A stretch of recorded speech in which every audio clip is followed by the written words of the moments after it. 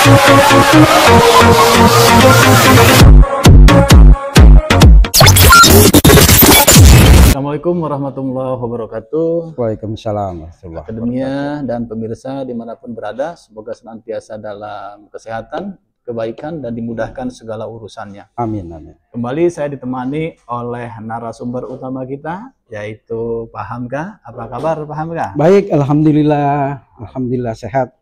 Beliau akademisi sekaligus juga pengamat politik tanah air ya. Beliau memahami betul berbagai macam fenomena yang terkait dengan perpolitikan nasional.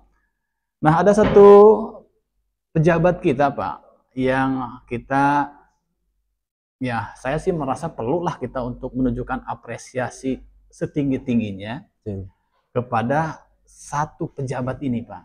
Beliau dijuluki sebagai Mr. Clean Pak.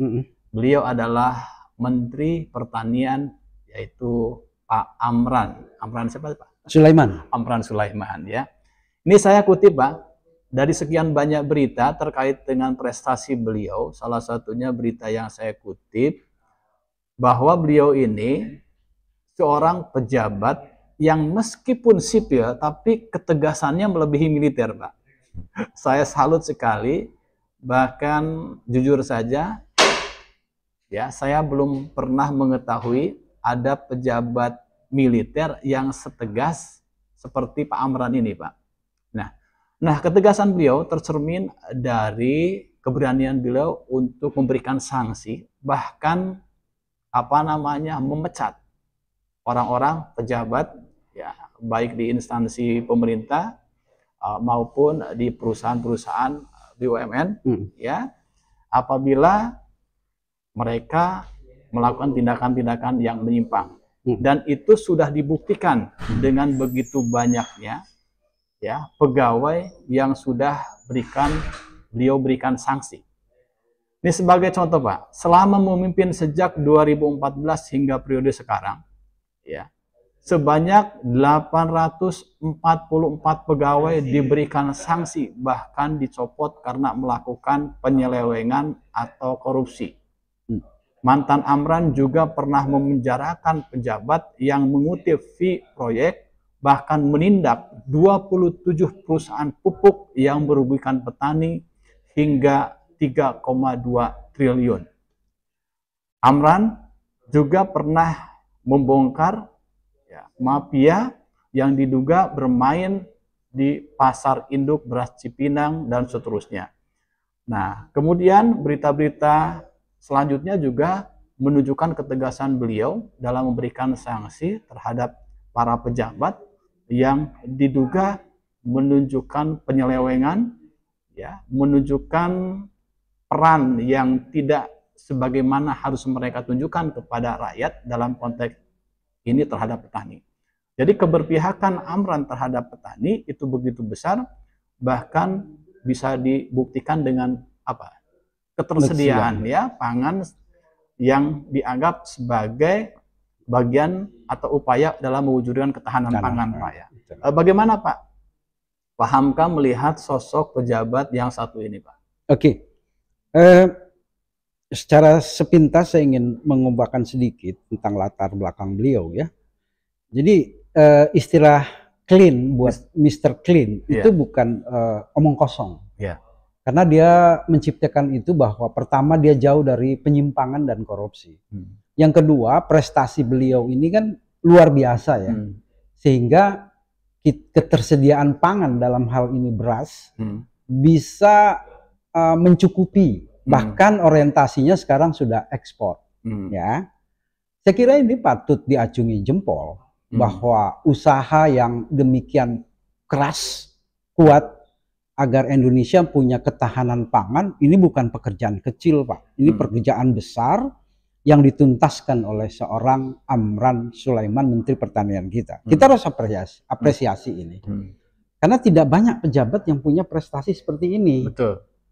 Dan ketegasan beliau dalam melawan para sindikat, para kriminal yang mencoba mengambil keuntungan dan menindas ya mungkin kepada para petani, ini dilawan oleh Amran. Ini satu sikap yang menurut saya harus diacungi jempol, ya.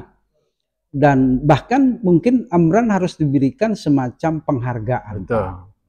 Gitu loh. Karena dengan swasembada pangan ya, terutama beras, hasil karya kerja keras beliau, ini bukan sesuatu yang sederhana, tapi kompleks. Dia juga berani menegakkan hukum di satu sisi, ketersediaan pangan juga terpenuhi, tercukupi, malah orientasinya malah saya dengar sudah mau ekspor, bukan lagi hanya konsumsi dalam negeri, yang selama ini juga ada impor dari luar negeri. Kan ini negara nggak beres lah kalau kita sampai negara yang pernah swasembada di Pak Harto, terus kita impor beras. Ini kan ironis gitu loh. Dan berhasil Amran membalikan semua fakta, ya, bahwa ternyata Indonesia bisa lagi kembali menjadi negara yang swasembada pangan, ya. Dan saya kira figur seperti Amran ini tidak hanya diapresiasi, tapi diberikan kepercayaan yang lebih, ya, di dalam pemberantasan penyelewengan, ya. Juga dilindungilah oleh presiden, ya, untuk bisa berkarya lebih besar, Pak, lebih jauh, ya. Karena salah satu amanat yang tertera di dalam Undang-Undang Dasar ini kan 45, itu kan soal kesejahteraan, Pak, ya. Ini titik tekan nih, salah satu. Jadi dengan kata lain, Amran Sulaiman selaku menteri, Profesor Amran Sulaiman sangat berdedikasi tinggi di dalam menciptakan ketahanan pangan, terutama beras. Ini harus diberikan semacam apresiasi lah oleh presiden kita, gitu loh. Jangan sampai dia ini kena resapel, jangan sampai orang bener baik kayak begini bekerja keras, sungguh-sungguh berani melawan mafia dan sebagainya, justru tersingkirkan nanti, ya. Jadi kita harus jaga betul, masyarakat harus peka betul dengan hal-hal seperti ini, sehingga orang-orang yang memang berprestasi harus kasih reward and punishment. Ketika dia berprestasi, kasih dia reward. Tapi kalau dia menyimpang, singkirin, gitu loh. Kita ini hidup di zaman yang transparan, ya. Dengan transparansi yang ada, saya kira Pak Amran bukan hanya diapresiasi, tapi diberikan keleluasaan, sehingga ini bisa berpengaruh kepada kementerian-kementerian yang lain. Gitu. Yang nggak berani menuntaskan pekerjaannya, ya mundur aja lah. Buat apa jadi pejabat tapi hanya nyusahin rakyat? Buat apa jadi pejabat tapi tidak memberikan prestasi-prestasi yang signifikan untuk kemajuan bangsa ini? Kita perlu figur-figur seperti Amran ke depan. Ini saya kira nggak berlebihan, ya.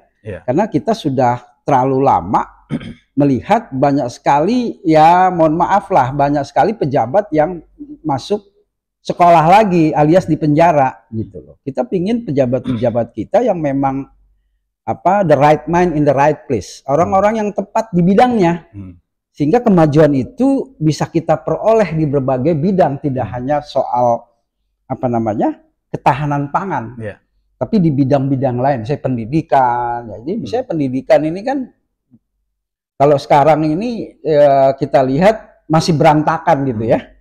Negara hadir memberikan sejumlah tugas bagi para pendidik, terutama dosen, tapi soal kesejahteraannya nggak dipikirin, kehadiran pemerintahnya nggak ada di situ. Ini saya pikir ini juga harus dipikirkan oleh Menteri Pendidikan, ya, buat para pendidik, karena para pendidik ini habis duitnya untuk penelitian dia, ya, publikasi dia. Ini contoh saja, gitu ya. Jadi saya kira kita harus menjaga beliau, figur-figur seperti ini, ya, jangan sampai kena reshuffle kah, atau dia disingkirkan oleh opini negatif yang bisa saja orang membalik fakta, kan. Betul. Saya kira itu, Pak. Karena di balik ketegasan beliau ada pihak-pihak yang merasa terancam. Iya, dirugikan banyak itu. Gitu loh. Nah, ini juga perlu barangkali ya untuk disampaikan bahwa kita atau negara kita kan memiliki sejumlah kementerian, Pak, ya. Betul. Dan Pak Amran bertekad bahwa tidak ada kompromi untuk pelanggaran di Kementerian Pertanian, kata dia, gitu. Ya. Apabila semangat ini juga ditiru oleh menteri yang lain atau oleh pimpinan dari suatu institusi lain, bukan hanya sipil, Pak, tapi juga militer, ya, itu akan sangat luar biasa, begitu ya. Kita tahu bahwa Amran itu dari sipil, tapi ketegasannya dalam pemahaman saya itu melampaui ketegasan para pejabat militer dalam konteks bagaimana ya beliau memimpin untuk membereskan, untuk membersihkan berbagai macam pelanggaran-pelanggaran yang terjadi dan yang bersentuhan dengan kewenangannya begitu. Dan ya kalau kita lihat berapa banyak menteri atau pejabat tinggi yang bisa melakukan itu, ya itu bisa dihitung kan Pak ya.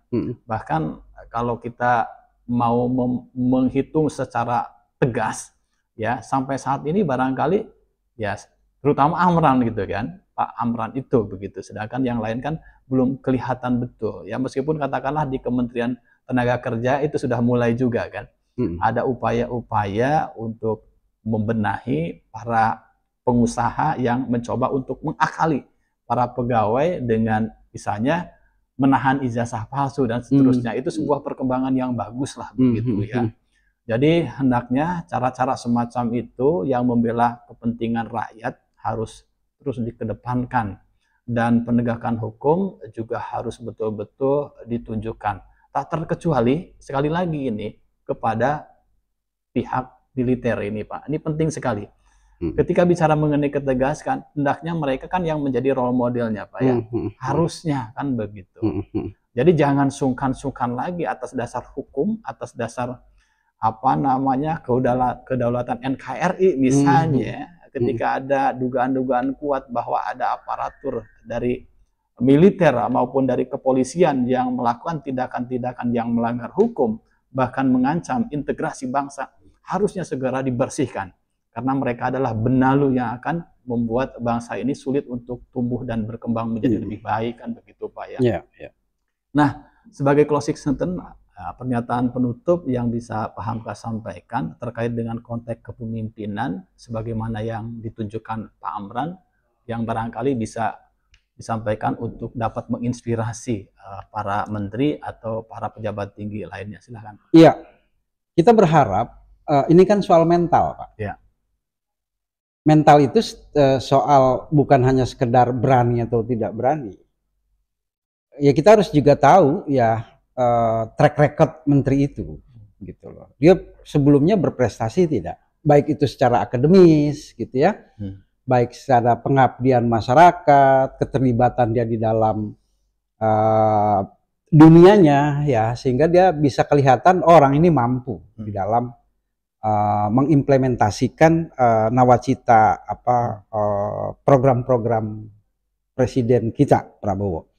Jadi yang saya ingin tekankan, Amran aja yang sipil berani, gimana militer dengan polisi? Harusnya kan dia harus di barisan depan untuk menciptakan keberanian penegak hukum ya.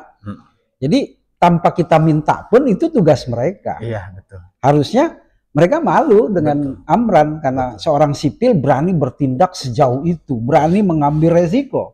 Apalagi kepemimpinan di militer maupun di kepolisian. Harus lebih berani lagi gitu loh. Ya kita berharap ada semacam pertukaran ide, ada pertukaran informasi, ada pembaharuan mentality ya di dalam bangsa kita gitu loh, sehingga kalau seumpamanya Pak Amran ini mau dijadikan role model, maka saya kira pihak militer dan juga pihak kepolisian harus mampu lebih berani dari itu. Memang betul, saatnya sekarang kita bangkit sebagai sebuah bangsa menjadi negara yang besar. Sebelum itu kita harus berani tegas terhadap hal-hal yang dapat merugikan bangsa ini, yaitu para penyamun, para mafia, para perusak bangsa, para pengkhianat, lintah darat dan sebagainya, singkirin gitu. Nggak ada cara lain Pak. Semua bangsa di dunia ini kalau mau maju ya salah satunya yang harus diperangi adalah korupsi dan penyimpangan-penyimpangan lainnya. Dan ini adalah momen terbaik bagi Prabowo. Mohon maaf, menjelang barangkali usianya kan sudah tidak muda lagi kan Pak ya. 75-an. Artinya untuk bisa menjabat presiden pada periode berikutnya, ya itu memang kuasa Tuhan. Ya, itu kuasa Allah lah. Kuasa Allah lah. Tetapi ini adalah kesempatan terbaik bagi beliau untuk meninggalkan legacy yang bisa mengarahkan kepada kehidupan berbangsa dan bernegara yang lebih baik. Betul. Ya. Dan ini juga perlu disampaikan ya, pemirsa dan akademia, bahwa Pak Amran ini meskipun pernah menjadi menteri di era kabinetnya Jokowi, tapi ternyata Pak Amran ini adalah menteri yang sengaja diusulkan oleh Pak Prabowo ketika itu, Pak. Okay. Jadi bukan menteri yang serta-merta langsung diangkat oleh Pak Jokowi, tetapi justru yang diusulkan secara pribadi oleh Pak Prabowo yang waktu itu sebagai Menhan. Sedangkan menteri-menteri peninggalan Pak Jokowi, ya Bahlil, Pak. Gitu ya, Tito Karnavian, ya kan. Kemudian siapa tuh, Erlangga Hartarto, ya. Jadi silahkanlah pemirsa menilai seperti apa prestasi mereka, ya. Tetapi kalau untuk Pak Amran, ya tentu ada apresiasi khusus yang layak kita berikan kepada beliau, dan terbukti dengan ketahanan pangan, stok pangan yang sudah tersedia, bahkan kita bisa impor ya Pak ya, ekspor sorry. Ya. Dan itu suatu prestasi yang luar biasa. Ya, jadi seperti itu ya pemirsa. Terima kasih sama-sama atas insight-nya, atas pencerahannya. Terima kasih akademia, terima kasih pemirsa. Assalamualaikum warahmatullahi wabarakatuh. Waalaikumsalam warahmatullahi wabarakatuh.